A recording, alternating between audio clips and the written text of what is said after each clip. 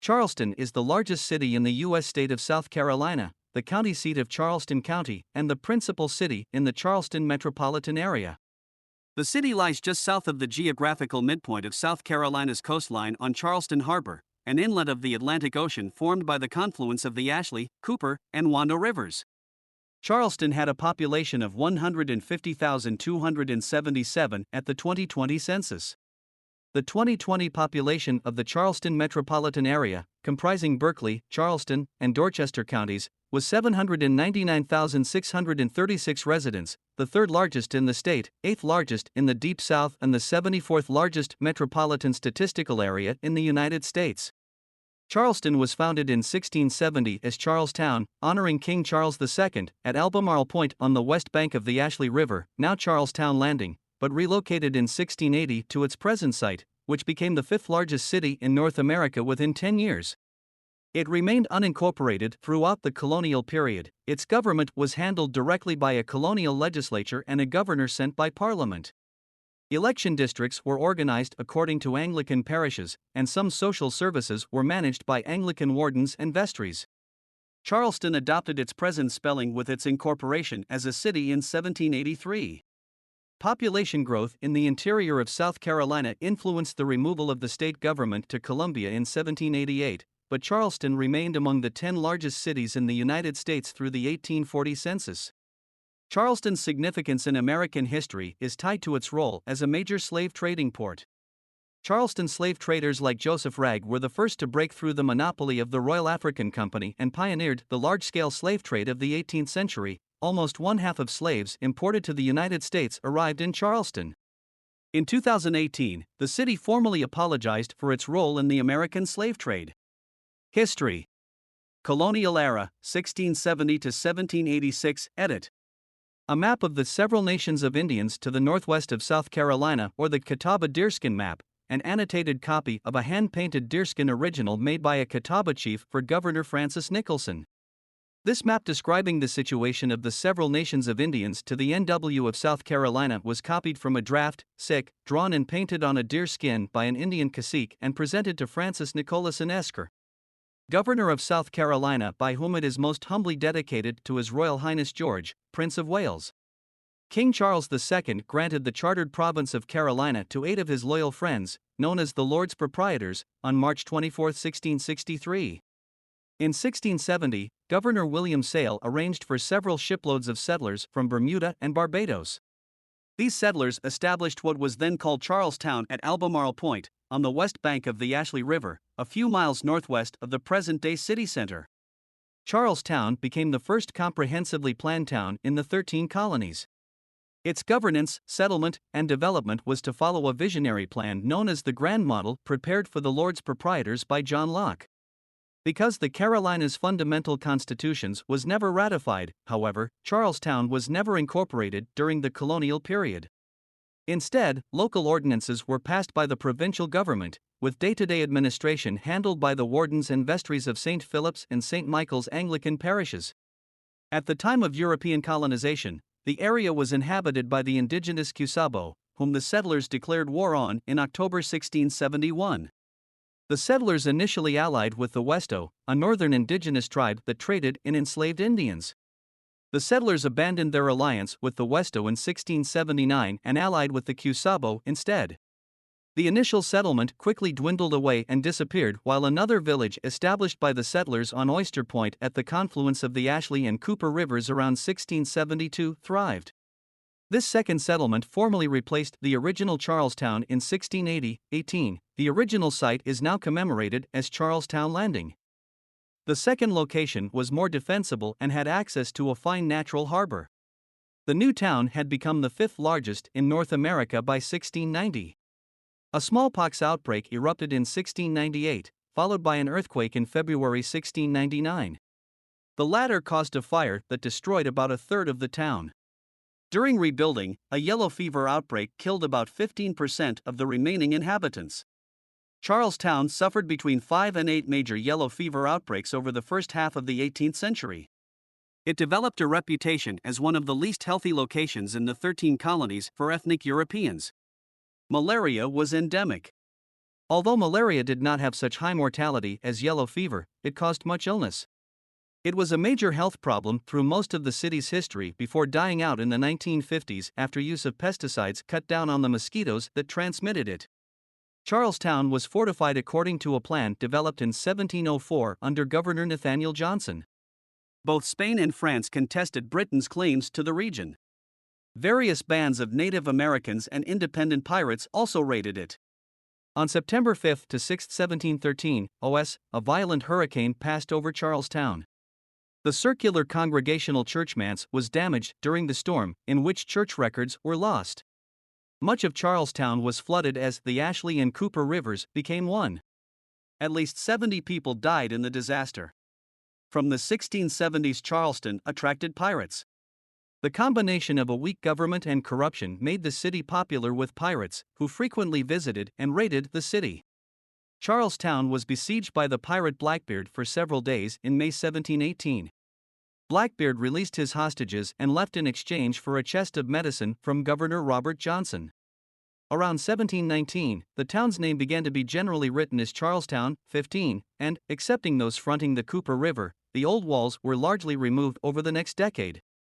Charlestown was a center for the inland colonization of South Carolina. It remained the southernmost point of the southern colonies until the province of Georgia was established in 1732.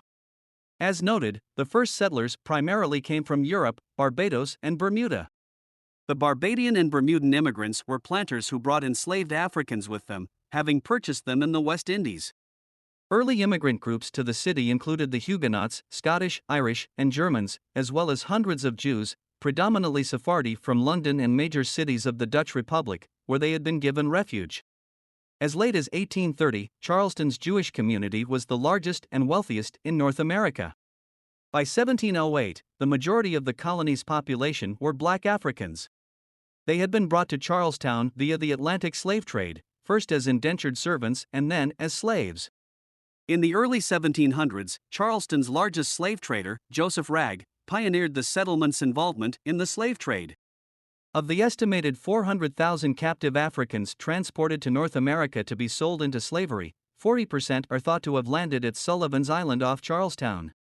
Free people of color also migrated from the West Indies, being descendants of white planters and their black consorts, and unions among the working classes.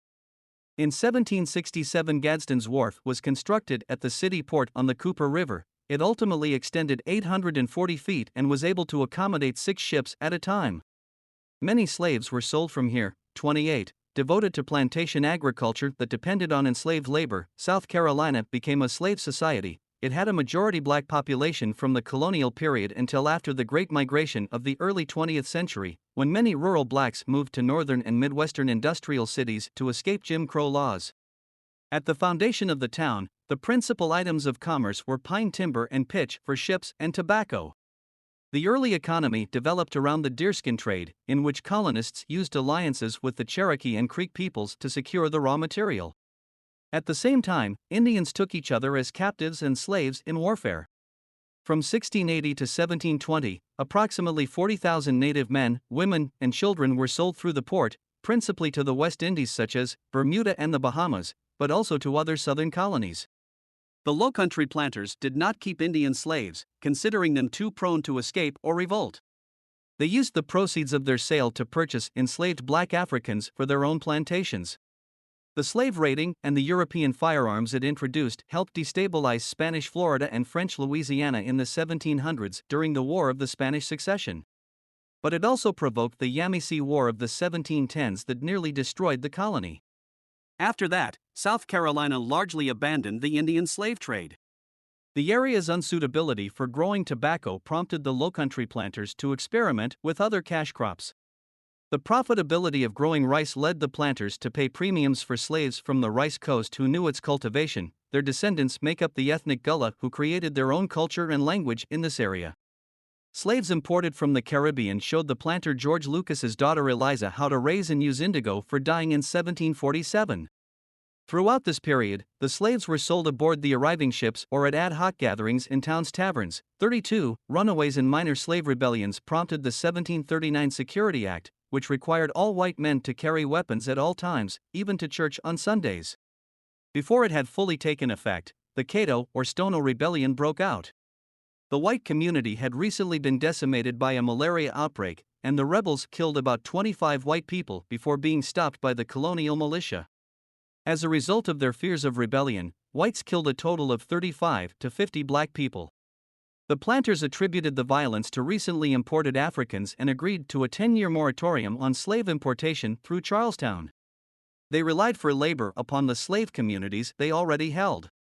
The 1740 Negro Act also tightened controls, requiring a ratio of 1 white for every 10 blacks on any plantation, which was often not achieved, and banning slaves from assembling together, growing their own food, earning money, or learning to read. Drums were banned because Africans used them for signaling. Slaves were allowed to use string and other instruments. When the moratorium expired and Charlestown reopened to the slave trade in 1750, the memory of the Stono Rebellion resulted in traders avoiding buying slaves from the Congo and Angola, whose populations had a reputation for independence. By the mid-18th century, Charlestown was the hub of the Atlantic slave trade in the southern colonies. Even with the decade-long moratorium, its customs processed around 40% of the enslaved Africans brought to North America between 1700 and 1775, and about half up until the end of the African trade. The plantations and the economy based on them made this the wealthiest city in the 13 colonies and the largest in population south of Philadelphia. In 1770, the city had 11,000 inhabitants, half slaves, and was the 4th largest port in the colonies, after Boston, New York, and Philadelphia. The elite began to use their wealth to encourage cultural and social development. America's first theater building was constructed here in 1736. It was later replaced by today's Dock Street Theater. St. Michael's was erected in 1753. Benevolent societies were formed by the Huguenots, free people of color, Germans, and Jews. The Library Society was established in 1748 by well-born young men who wanted to share the financial cost to keep up with the scientific and philosophical issues of the day.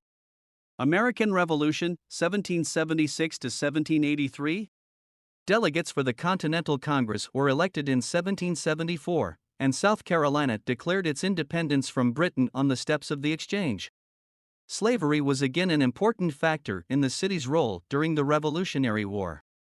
The British attacked the settlement 3 times, assuming that the settlement had a large base of loyalists who would rally to their cause once given some military support. The loyalty of white Southerners towards the Crown had largely been forfeited, however, by British legal cases, such as the 1772 Somerset case, which marked the prohibition of slavery in England and Wales, a significant milestone in the abolitionist struggle, and military tactics, such as Dunmore's proclamation in 1775, that promised the emancipation of slaves owned by patriot planters. These efforts did, however, unsurprisingly win the allegiance of thousands of black loyalists. The Battle of Sullivan's Island saw the British fail to capture a partially constructed Palmetto Palisade from Colonel Moultrie's militia regiment on June 28, 1776. The Liberty flag used by Moultrie's men formed the basis of the later South Carolina flag, and the victory's anniversary continues to be commemorated as Carolina Day. Making the capture of Charlestown their chief priority, the British sent Sir Henry Clinton, who laid siege to Charleston on April 1, 1780, with about 14,000 troops and 90 ships. Bombardment began on March 11, 1780. The Patriots, led by Benjamin Lincoln, had about 5,500 men and inadequate fortifications to repel the forces against them. After the British cut his supply lines and lines of retreat at the battles of Monk's Corner and Leenan's Ferry, Lincoln's surrender on May 12, 1780 became the greatest American defeat of the war. The British continued to hold Charlestown for over a year following their defeat at Yorktown in 1781, although they alienated local planters by refusing to restore full civil government. Nathanael Greene had entered the state after Cornwallis's Pyrrhic victory at Guilford Courthouse and kept the area under a kind of siege. British Army officer Alexander Leslie, commanding Charlestown, requested a truce in March 1782 to purchase food for his garrison and the town's inhabitants. Greene refused and formed a brigade under Mordecai Gist to counter British forays. Charlestown was finally evacuated by the British in December 1782. Greene presented the British leaders of the town with the Moultrie flag. Antebellum era, 1783 to 1861. Between the Revolutionary War and the Civil War, Charleston experienced an economic boom, at least for the top strata of society. The expansion of cotton as a cash crop in the South both led to huge wealth for a small segment of society and funded impressive architecture and culture, but also escalated the importance of slaves and led to greater and greater restrictions on black Charlestonians. By 1783, the growth of the city had reached a point where a municipal government became desirable. Therefore, on August 13, 1783, an act of incorporation for the city of Charleston was ratified. The act originally specified the city's name as Charleston, as opposed to the previous Charlestown, but the spelling Charleston quickly came to dominate. Although Columbia had replaced it as the state capital in 1788, Charleston became even more prosperous as Eli Whitney's 1793 invention of the cotton gin sped the processing of the crop over 50 times. Britain's Industrial Revolution, initially built upon its textile industry, took up the extra production ravenously, and cotton became Charleston's major export commodity in the 19th century. The Bank of South Carolina, the second oldest building in the nation to be constructed as a bank, was established in 1798. Branches of the First and Second Banks of the United States were also located in Charleston in 1800 and 1817. Throughout the antebellum period, Charleston continued to be the only major American city with a majority slave population. 42d. The city's widespread use of slaves as workers was a frequent subject of writers and visitors. A merchant from Liverpool noted in 1834 that almost all the working population are Negroes, all the servants, the carmen and porters, all the people who see at the stalls and market, and most of the journeymen in trades. American traders had been prohibited from equipping the Atlantic slave trade in 1794, and all importation of slaves was banned in 1808, but American merchantmen frequently refused to permit British inspection for enslaved cargo, and smuggling remained common. Much more important was the domestic slave trade, which boomed as the Deep South was developed in new cotton plantations. As a result of the trade, there was a forced migration of more than 1 million slaves from the Upper South to the Lower South in the antebellum years. During the early 19th century, the first dedicated slave markets were founded in Charleston, mostly near Chalmers and State Streets. Many domestic slavers used Charleston as a port in what was called the coastwise trade, traveling to such ports as Mobile and New Orleans. Slave ownership was the primary marker of class, and even the town's freedmen and free people of color typically kept slaves if they had the wealth to do so. 44. Visitors commonly remarked on the sheer number of blacks in Charleston and their seeming freedom of movement, though in fact mindful of the Stono Rebellion and the slave revolution that established Haiti. The whites closely regulated the behavior of both slaves and free people of color. Wages and hiring practices were fixed, identifying badges were sometimes required, and even work songs were sometimes censored. Punishment was handled out of sight by the city's workhouse, whose fees provided the municipal government with thousands a year. 47. In 1820, a state law mandated that each act of manumission, freeing a slave, required legislative approval, effectively halting the practice. The effects of slavery were pronounced on white society as well. The high cost of 19th-century slaves and their high rate of return combined to institute an oligarchic society controlled by about 90 interrelated families, where 4% of the free population controlled half of the wealth, and the lower half of the free population, unable to compete with owned or rented slaves, held no wealth at all. The white middle class was minimal. Charlestonians generally disparaged hard work as the lot of slaves. All the slaveholders taken together held 82% of the city's wealth, and almost all non-slaveholders were poor. Olmsted considered their civic elections entirely contests of money and personal influence, and the oligarchs dominated civic planning. Frownyface 51. The lack of public parks and amenities was noted, as was the abundance of private gardens in the wealthy's walled estates. In the 1810s, the town's churches intensified their discrimination against their black parishioners, culminating in Bethel Methodist's 1817 construction of a hearse house over its black burial ground. 4,376 black Methodists joined Morris Brown in establishing Hampstead Church, the African Methodist Episcopal Church now known as Mother Emanuel. State and city laws prohibited black literacy, limited black worship to daylight hours, and required a majority of any church's parishioners be white. In June 1818, 140 black church members at Hampstead Church were arrested and 8 of its leaders given fines and 10 lashes. Police raided the church again in 1820 and pressured it in 1821. In 1822, members of the church, led by Denmark Vesey, a lay preacher and carpenter who had bought his freedom after winning a lottery, planned an uprising and escaped to Haiti, initially for Bastille Day, that failed when one slave revealed the plot to his master. Over the next month, the city's intendant, Mayor James Hamilton Jr. organized a militia for regular patrols, initiated a secret and extrajudicial tribunal to investigate, and hanged 35 and exiled 35 or 37 slaves to Spanish Cuba for their involvement. Hamilton imposed more restrictions on both free and enslaved blacks. South Carolina required free black sailors to be imprisoned while their ships were in Charleston Harbor, though international treaties eventually required the United States to quash the practice. Free blacks were banned from returning to the state if they left for any reason. Slaves were given a 9:15 p.m. curfew. The city razed Hampstead Church to the ground, 56, and erected a new arsenal. This structure later was the basis of the Citadel's first campus. The AME congregation built a new church, but in 1834 the city banned it and all black worship services, following Nat Turner's 1831 rebellion in Virginia. The estimated 10% of slaves who came to America as Muslims never had a separate mosque. Slaveholders sometimes provided them with beef rations in place of pork in recognition of religious traditions. The registered tonnage of Charleston shipping in 1829 was 12,410. In 1832, South Carolina passed an ordinance of nullification, a procedure by which a state could, in effect, repeal a federal law. It was directed against the most recent tariff acts. Soon, federal soldiers were just an incident. The state's politicians worked on a compromise law in Washington to gradually reduce the tariffs. Charleston's embrace of classical architecture began after a devastating fire leveled much of the city. On April 27, 1838, Charleston suffered a catastrophic fire that burned more than 1,000 buildings and caused about $3 million in damage at the time. The damaged buildings amounted to about one-fourth of all the businesses in the main part of the city.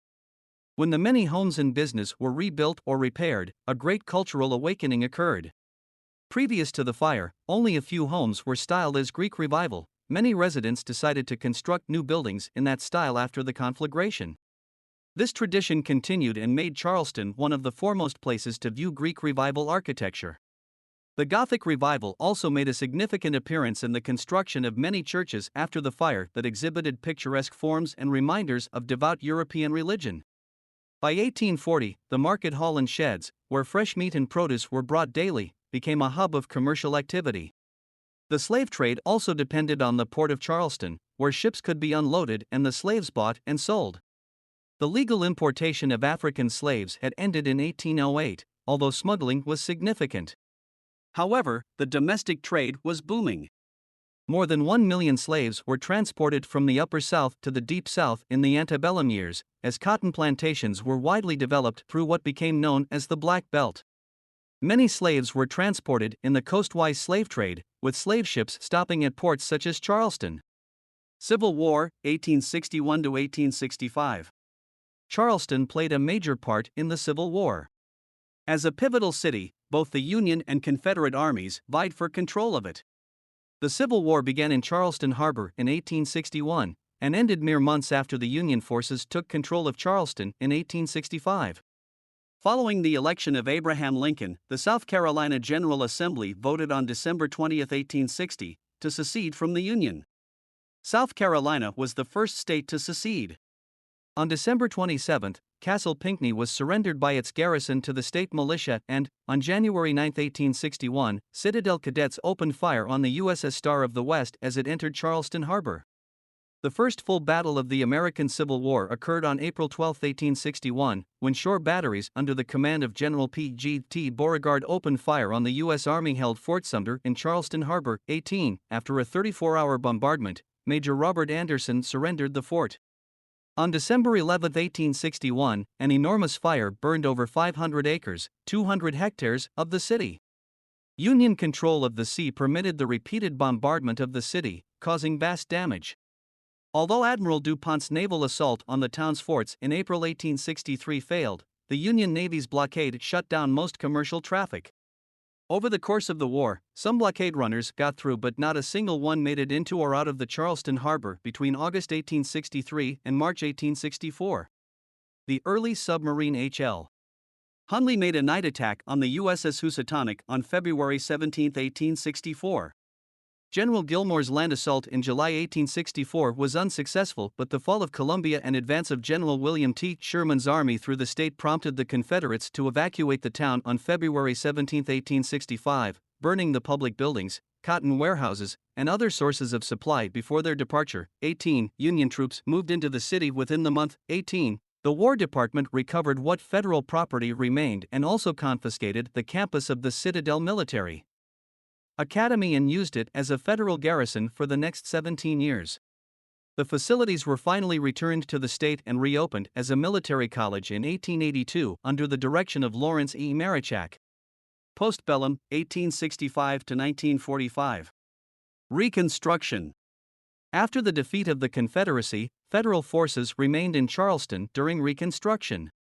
The war had shattered the city's prosperity, but the African American population surged, from 17,000 in 1860 to over 27,000 in 1880, as freedmen moved from the countryside to the major city. 65. Blacks quickly left the Southern Baptist Church and resumed open meetings of the African Methodist Episcopal and AME Zion churches. They purchased dogs, guns, liquor, and better clothes, all previously banned, and ceased yielding the sidewalks to whites. 65. Despite the efforts of the state legislature to halt manumissions, Charleston had already had a large class of free people of color as well. At the onset of the war, the city had 3,785 free people of color, many of mixed race, making up about 18% of the city's black population and 8% of its total population. Many were educated and practiced skilled crafts. Wink with a frown. 27. They quickly became leaders of South Carolina's Republican Party and its legislators. Men who had been free people of color before the war comprised 26% of those elected to state and federal office in South Carolina from 1868 to 1876. By the late 1870s, industry was bringing the city and its inhabitants back to a renewed vitality. New jobs attracted new residents. As the city's commerce improved, residents worked to restore or create community institutions. In 1865, the Avery Normal Institute was established by the American Missionary Association as the first free secondary school for Charleston's African American population. General Sherman lent his support to the conversion of the United States Arsenal into the Porter Military Academy, an educational facility for former soldiers and boys left orphaned or destitute by the war. Porter Military Academy later joined with God School and is now a university preparatory school, Porter God School. In 1875, blacks made up 57% of the city's and 73% of the county's population. 68. With leadership by members of the antebellum freed black community, historian Melinda Meeks Hennessy described the community as unique in being able to defend themselves without provoking massive white retaliation, as occurred in numerous other areas during Reconstruction. In the 1876 election cycle, two major riots between black Republicans and white Democrats occurred in the city, in September and the day after the election in November, as well as a violent incident in Cainhoy at an October joint discussion meeting. Violent incidents occurred throughout the Piedmont of the state as white insurgents struggled to maintain white supremacy in the face of social changes after the war and granting of citizenship to freedmen by federal constitutional amendments. After former Confederates were allowed to vote again, election campaigns from 1872 on were marked by violent intimidation of blacks and Republicans by conservative Democratic paramilitary groups, known as the Red Shirts. Violent incidents took place in Charleston on King Street on September 6 and in nearby Cainhoy on October 15, both in association with political meetings before the 1876 election. The Cainhoy incident was the only one statewide in which more whites were killed than blacks. 69. The Red Shirts were instrumental in suppressing the black Republican vote in some areas in 1876 and narrowly electing Wade Hampton as governor and taking back control of the state legislature. Another riot occurred in Charleston the day after the election, when a prominent Republican leader was mistakenly reported killed. Politics. In the early 20th century, strong political machines emerged in the city reflecting economic, class, racial, and ethnic tensions. The factions nearly all opposed U.S. Senator Ben Tillman, who repeatedly attacked and ridiculed the city in the name of upstate poor farmers. Well-organized factions within the Democratic Party in Charleston gave the voters clear choices and played a large role in state politics. On August 31, 1886, Charleston experienced a strong earthquake. The shock was estimated to have a moment magnitude of 7.0 and a maximum Mercalli intensity of 10, extreme. It was felt as far away as Boston to the north, Chicago and Milwaukee to the northwest, as far west as New Orleans, as far south as Cuba, and as far east as Bermuda. It damaged 2,000 buildings in Charleston and caused $6 million worth of damage, $163 million in 2021 dollars, at a time when all the city's buildings were valued around $24 million, $653 million in 2021 dollars. Charleston race riots, edit. The Charleston race riot of 1919 took place on the night of Saturday, May 10, between members of the U.S. Navy and the local black population. They attacked black individuals, businesses, and homes, killing 6 and injuring dozens. Contemporary era, 1945, present. Charleston languished economically for several decades in the 20th century, though the large federal military presence in the region helped to shore up the city's economy. Charleston's tourism boom began in earnest following the publication of Albert Simon's and Samuel Lapham's Architecture of Charleston, 71, in the 1920s. The Charleston hospital strike of 1969, in which mostly black workers protested discrimination and low wages, was one of the last major events of the civil rights movement. It attracted Ralph Abernathy, Coretta Scott King, Andrew Young, and other prominent figures to march with the local leader, Mary Moultrie. Joseph P. O'Reilly Jr. was elected mayor in the 1970s and helped advance several cultural aspects of the city. Between 1989 and 1996, Charleston saw 2 significant economic hits. First, the eye of Hurricane Hugo came ashore at Charleston Harbor in 1989, and though the worst damage was in nearby McClellanville, 3/4 of the homes in Charleston's historic district sustained damage of varying degrees. The hurricane caused over $2.8 billion in damage.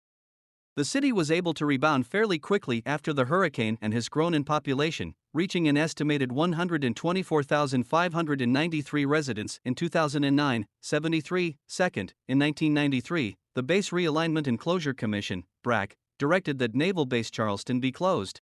Pursuant to BRAC action, Naval Base Charleston was closed on April 1, 1996, although some activities remain under the cognizance of Naval Support Activity Charleston, now part of Joint Base Charleston.